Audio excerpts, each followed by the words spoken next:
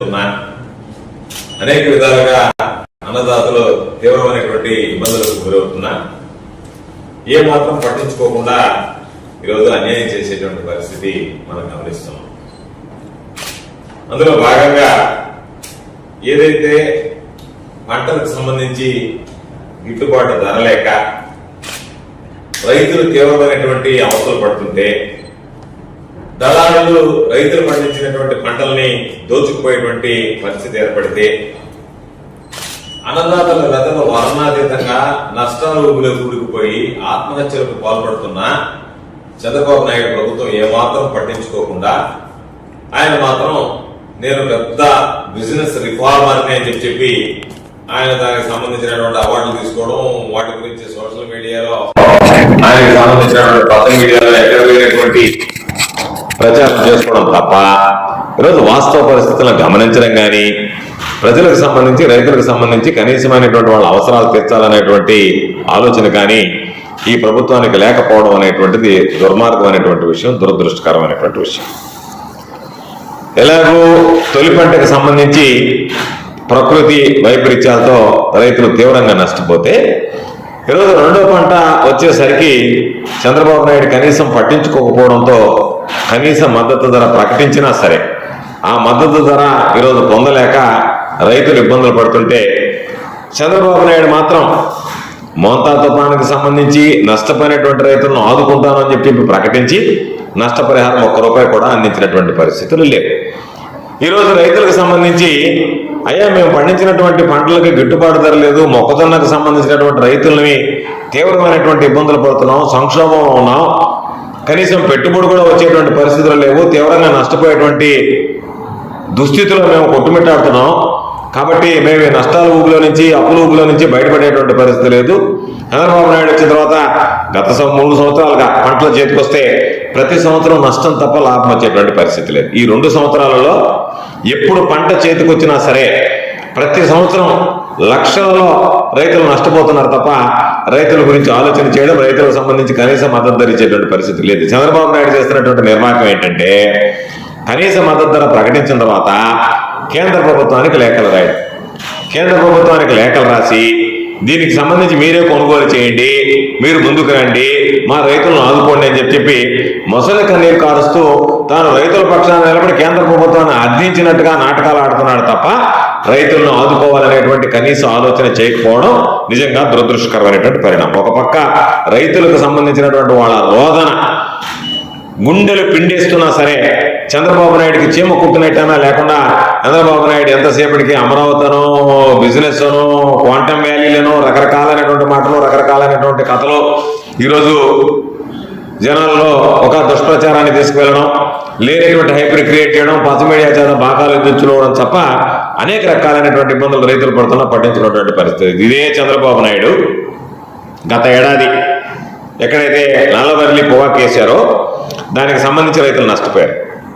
మిర్చి పత్తి వేసినటువంటి రైతులైతే 5 లక్షల నుంచి 10 లక్షలు ఎకరాకి దాదాపుగా నష్టపోయినటువంటి పరిస్థితి ఉంది. అందుకనే మీరు ఈ ప్రభుత్వం ఏం చెప్పింది, మీరు పొగాకు వేయద్దు, మొక్కజొన్న శనగ లాంటివి వేయండి, దానివల్ల మీకు మార్కెట్ ఉంటుంది, మీరు నష్టపోరు అని చెప్పి ఈ ప్రభుత్వం ఊరు వాడ చాటింపు వేసింది. ప్రతి దగ్గర ఈ అగ్రికల్చర్ ఆఫీసర్లు అందరూ వెళ్ళి మీరు మొక్కజొన్న వేయండి, శనగ వేయండి, లాభసాటి పంటలు వేయండి, మీరు పొగాకు లాంటి పంటలు వేస్తే నష్టపోతారని చెప్పి ప్రకటించింది. దాంతో పాపం రైతులు ఈ ప్రభుత్వం అండగా నిలుస్తుంది, అన్ని విధాలు మేము అండగా నిలుస్తాం, దానికి సంబంధించి మార్కెట్లో ఎంత మొక్కజొన్న శనగ వచ్చినా మేము కొనుగోలు చేస్తామని చెప్పి రైతులకు ఆశ చూపించడంతో ఈ ప్రభుత్వం రైతులు ఆశపడి ఈరోజు మొక్కజొన్న శనగ లాంటివి ఈరోజు సాగు చేయడం జరిగింది. ఒక్కసారి చూస్తే 40,000 నుంచి 50,000 రూపాయలు పెట్టుబడి పెడితే వాళ్ళ చేతికి వచ్చేటప్పటికి పెట్టినటువంటి పెట్టుబడి రాకపోగా వడ్డీలు కూడా చేతికి పడేటువంటి పరిస్థితి ఏర్పడింది. కాబట్టి వడ్డీలు భరిస్తూ పెట్టినటువంటి పెట్టుబడి కూడా చేతికి రాక రైతులు తీవ్రమైనటువంటి ఇబ్బందులు పడుతుంటే ఒక పక్క, దానితో పాటు కూరగాయల పంటలు పండ్ల తోటలకు సంబంధించి కూడా ఈరోజు ఎక్కడా చంద్రబాబు నాయుడు టమాటా కానీ, ఉల్లి కానీ, వంగ కానీ, బెండ కానీ, బంగాళాదుంప కానీ ఎక్కడ వాటి గురించి పట్టించుకున్నటువంటి పరిస్థితి లేదు. అదేవిధంగా పండ్ల తోటలకు సంబంధించి పుచ్చకాయలు కర్బూజా వస్తే వాటిని కూడా కనీసం ఏ విధంగా మార్కెటింగ్ చేయాలనేటువంటి ఆలోచన లేకుండానే ఈయన చాలా పెద్ద సంస్కరణ, కందుకూరి వీరేశలింగం తర్వాత ఇంత సంస్కరణలు తెచ్చినటువంటి వాడు ఎవడు లేనట్టుగా ఈ సమాజంలో ఆయనకి బిజినెస్ రిఫార్మర్, దీనికి సంబంధించినటువంటి దాంట్లో సమాజంలో ఆయన ఏదో పెద్ద సంస్కరణలు తీసుకొచ్చినట్టు, వ్యాపారంలో ఏదో పెద్ద సంస్కరణలు తీసుకొచ్చినట్టుగా ఆయనకి సంబంధించి బిజినెస్ రిఫార్మర్ అవార్డు రావడం, దానికి సంబంధించి రకరకాలైనటువంటి ఈరోజు ఉల్లి కానీ, టమాటా కానీ, బొప్పాయి కానీ, అరటి కానీ కనీసం కోత ఖర్చులు కూడా వచ్చేటువంటి పరిస్థితులు లేక రైతులు అర్థాంతరంగా ఈరోజు పొలాల్లోనే వదిలేసేటువంటి పరిస్థితి ఏర్పడింది. పంటలు అమ్మితే రైతులు చెప్తున్నారు, క్షేత్రస్థాయిలో రైతుల దగ్గరికి వెళితే అయ్యా పంటలు అమ్మితే వచ్చేటువంటి డబ్బు అసలు సంగతి దేవుడిరుగు, పెట్టినటువంటి పెట్టుబడి దేవుడిరుగు, కనీసం వడ్డీలు కూడా చెల్లించలేనటువంటి దుస్థితిలో మేము ఉన్నామని చెప్పి రైతులు ఒక పక్క బాధపడుతున్నా, రైతుల పాపం అయ్యా మేము చివరికి బ్రతుకు తెరువు కోసం వ్యవసాయాన్ని వదిలేసి హమాలీలుగా మారేటువంటి దుస్థితి మాకు ఏర్పడింది అని చెప్పి కంటికి కడివడేస్తున్నా చంద్రబాబు నాయుడు మనసు కరగడం లేదు.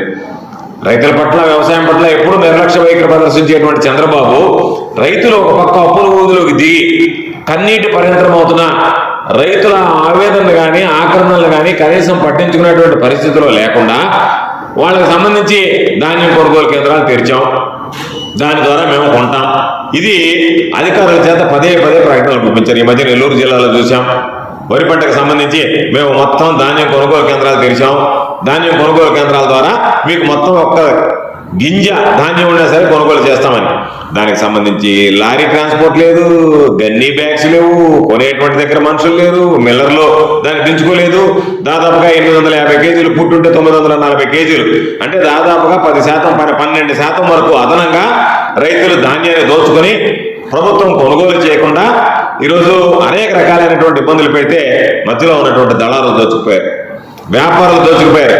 ఈరోజు రైతుల దగ్గర ధాన్యం పూర్తిగా అమ్మకాలు పూర్తయిన తర్వాత దాదాపుగా ఈరోజు ఒక పుట్టి అంటే మనం 850 కేజీలు అంటాం, అది 4,000 నుంచి 5,000 రూపాయలు అదనంగా పలికేటువంటి పరిస్థితి ఏర్పడింది. అంటే గతంలో అమ్మినటువంటి దానికన్నా 30% ఈరోజు ఇప్పటికే మార్కెట్లో గడిచినటువంటి 15 రోజుల్లోనే రైజ్ అయింది. మార్కెట్ ధర పెరిగింది అంటే, మార్కెట్లో ధాన్యం ధర పెరిగింది అంటే రైతుల పొట్టగొట్టు దళారులు దోచుకోవడానికి ఈ ప్రభుత్వం సహకరిస్తుందా లేదా అనేటువంటి దానికి ఇంతకన్నా ఉదాహరణ అవసరం లేదు. కాబట్టి మీ ఆలోచన విధానం ఏ విధంగా ఉంది అంటే, రైతులు నష్టపోయినా పర్వాలే, దళారులు దోచుకుపోయినా పర్వాలే, రైతులు అప్పులు ఊపిలో కూరుకుపోయినా పర్వాలే, రైతులు ఆత్మహత్యలు చేసుకున్నా పర్వాలే, రైతులు వ్యవసాయం మానేసినా పర్వాలే, రైతులు వ్యవసాయం మానేస్తేనే మేలు, వ్యవసాయం అంటే దండగా అనేటువంటి ఆలోచనతో ఉన్నటువంటి చంద్రబాబు మరలా ఈరోజు అదే విధమైనటువంటి ధోరణిని ప్రదర్శిస్తున్నాడు. అందుకని అనేక సందర్భాల్లో చెప్పాం, ఈరోజు గర్వంగా చెప్తున్నాం, ఏ రోజైనా జగన్మోహన్ రెడ్డి గారు ఉన్నప్పుడు 3,000 కోట్ల రూపాయలతో ధరల స్థిరీకరణ నిధి ఏర్పాటు చేశాడు. దాని ప్రకారం ధరలకు సంబంధించినటువంటి అన్ని రకాలైనటువంటి కొనుగోలు చేపట్టాడు. ఆ విధంగా కొనుగోలు చేసినటువంటి పరిస్థితి ఉంది. ఈరోజు చంద్రబాబు నాయుడు మొక్కుబడిగా 1,500 కోట్ల రూపాయలు నేను ధరల స్థిరీకరణ నిధికి కేటాయించాను అని చెప్పి ఆ 500 రూపాయలు కనీసం 5 కోట్ల రూపాయలు కూడా వెచ్చించేటువంటి పరిస్థితి లేకుండా రైతుల దగ్గర ధాన్యం కొనుగోలు కేంద్రాల పేరిట మరింత దగాలకు పాల్పడడం అనేటువంటిది రైతులు ఈరోజు జీర్ణించుకోలేనటువంటి సందర్భం. ఇప్పటికే తెలంగాణలో కానీ, పొరుగున ఉన్నటువంటి కర్ణాటకలో కానీ, ఉత్తరప్రదేశ్లో కానీ మొక్కజొన్నకు సంబంధించినటువంటి ధాన్యం కొనుగోలు కేంద్రాలను ప్రారంభించారు.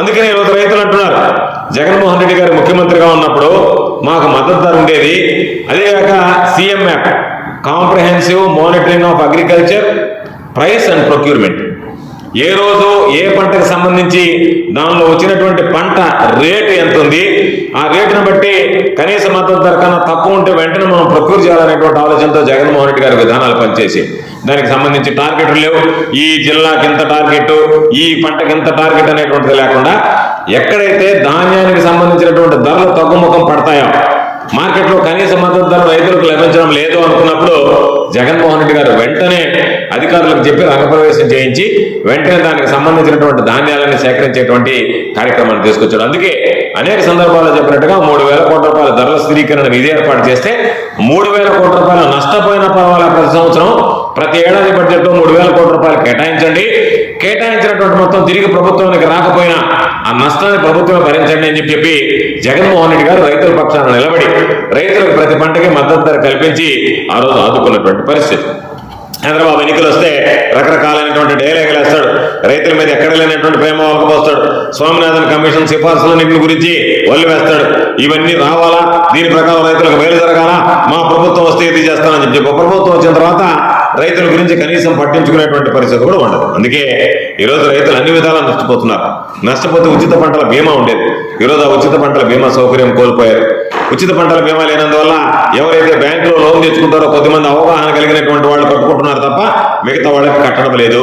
చంద్రబాబు నాయుడు ఉచిత పంటల బీమా ఎత్తేయడం కారణం ఏంటంటే దానివల్ల మనకి ఏదైతే బర్డన్ ఉందో దాన్ని తగ్గించుకుందాం, భారాన్ని తగ్గించుకుందాం అనేటువంటి ఆలోచన చేస్తున్నారు తప్ప రైతుల నెత్తిన భారం మోపుతున్నాం, రైతుల పాపం నష్టపోతారు, దానివల్ల మనం రైతులను ఆదుకోవాలనేటువంటి ఆలోచన చేయలేదు. రైతుల పక్షాన నిలబడ్డాడు కాబట్టి జగన్మోహన్ రెడ్డి గారు రైతులకు నష్టం కలగకూడదు అనేటువంటి ఆలోచన చేశాడు కాబట్టి ఈరోజు రాష్ట్ర ప్రభుత్వం వాటాతో పాటు రైతులకు సంబంధించినటువంటి వాళ్ళు చెల్లించాల్సినటువంటి వాటా కూడా జగన్మోహన్ రెడ్డి గారి ప్రభుత్వమే చెల్లించి ఆ రోజు రైతులకు పూర్తి స్థాయిలో ఉచిత పంటల బీమా అవకాశాన్ని కల్పించింది. అదేవిధంగా ఏదన్నా రైతులు నష్టపోతే ఈరోజు మోంతా తుఫానికి, దిత్తా తుఫానికి రైతులు నష్టపోతే కనీసం దాని గురించి చంద్రబాబు నష్టపరిహారాన్ని గురించి పట్టించుకోవడం లేదు. జగన్మోహన్ రెడ్డి గారు ముఖ్యమంత్రిగా ఉన్నటువంటి సమయంలో ఇన్పుట్ సబ్సిడీ ఏ సీజన్ లో పంట నష్టం జరిగితే అదే సీజన్ లో రైతుల ఖాతాలో జమ చేసేటువంటి ఒక సాంప్రదాయాన్ని తీసుకురావడం జరిగింది. ఆ సాంప్రదాయాలు ఏదైతే రైతులకు మేలు కలుగుతాయి అనేటువంటి ఉన్నాయో, రైతులకు మైలు కలిగించేటువంటి అంశాలు ఏదైతే ఉన్నాయో వాటన్నిటినీ ఈరోజు నిర్వీర్యం చేసి అటకెక్కించేసి చంద్రబాబు నాయుడు అన్ని రకాలు కూడా రైతులు ఇబ్బంది పడుతున్నారు. 0 వడ్డీ పంట రుణాలు అయితే రైతులు దాదాపుగా మర్చిపోయినటువంటి పరిస్థితి. అందుకనే దాదాపుగా ఈ 2 సంవత్సరాల కాలంలోనే రైతులు 25,000 కోట్ల రూపాయల పైన నష్టపోయారు. దానికి సంబంధించి విపరీతంగా ఈరోజు బాధపడేటువంటి పరిస్థితులు ఉన్నాయి. ఈరోజు అన్ని జిల్లాలతో పాటు నెల్లూరు జిల్లాకు సంబంధించి కూడా సీతారామపురం ప్రాంతంలో మొక్కజొన్న వేస్తే వాళ్ళు ఈరోజు పాపం చెప్తున్నారు, అయ్యా మాకు కనీసం 1,600 రూపాయలకి ఈరోజు మేము తెగనమ్ముకునేటువంటి పరిస్థితి ఏర్పడింది. ఆ విధంగా అనేక రకాలైనటువంటి ఇబ్బందులు పడుతున్నాం. ఏ పంటకి కూడా గిట్టుబాటు ధర వచ్చేటువంటి పరిస్థితి లేదు. ప్రతి పంట ఈరోజు నష్టం వాటిల్లుతుంది. దాని ద్వారా ఈరోజు ఆ రోజు జగన్మోహన్ రెడ్డి గారు ఇదే జిల్లాకు సంబంధించి నేను వ్యవసాయ శాఖ మంత్రిగా ఉన్నప్పుడు మా అందరికన్నా ముందు రైతులకు సంబంధించి మొక్కజొన్న వచ్చే ముందు ఒక సమీక్ష సమావేశం ఏర్పాటు చేసి ఏ పంట ఏ సమయంలో ముందుకు వస్తుందని ముందుగా నేను సమీక్షలు ఏర్పాటు చేసేవాడు. సమీక్ష సమావేశంలో సమీక్షించేవాడు. ఆ పంటకు సంబంధించి మొక్కజొన్న పంట వస్తుంది, మార్కెట్లో ఆ రోజునటువంటి గిట్టుబాటు ధర కన్నా ఏమైనా తగ్గుతుందేమో, కాబట్టి వెంటనే మార్కెట్ని సిద్ధంగా ఉంచండి, సమాయత్తం చేయండి, మార్కెట్ ద్వారా కొనుగోలు చేయండి అంటే ఆ రోజు గిట్టుబాటు ధర కనీస మద్దతు ధర కన్నా కాస్త తక్కువగా ఉన్నటువంటి పరిస్థితుల్లో వెంటనే మార్కెట్ రంగప్రవేశం చేసిన వెంటనే ఆ రోజు రైతుల దగ్గర కనీస మద్దతు ధర చెల్లించి ఆ రోజు వ్యాపారులు కానీ దళారులు కానీ కొనుగోలు చేయడం జరిగింది.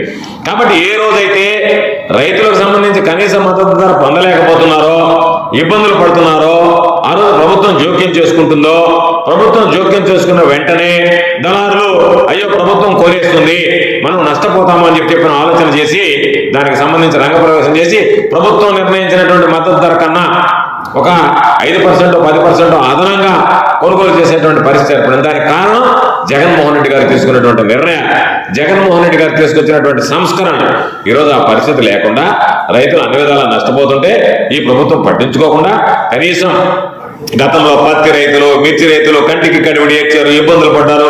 ఈ రోజు కూడా ఆ నల్ల పొగాకు సంబంధించినటువంటి ఆ బర్లీ పొగాకు సంబంధించినటువంటి వేళ్ళు ఇంటి ముందు ఉన్నాయి, వాళ్ళని ఎక్కిరిస్తున్నాయి. ఆ పంట పండించి పాప రైతులు అమ్ముకోలేక ఇళ్లలో పెట్టుకుని ప్రతిరోజు వాటిని చూస్తే దిగాలు పడేటువంటి పరిస్థితి ఏర్పడింది.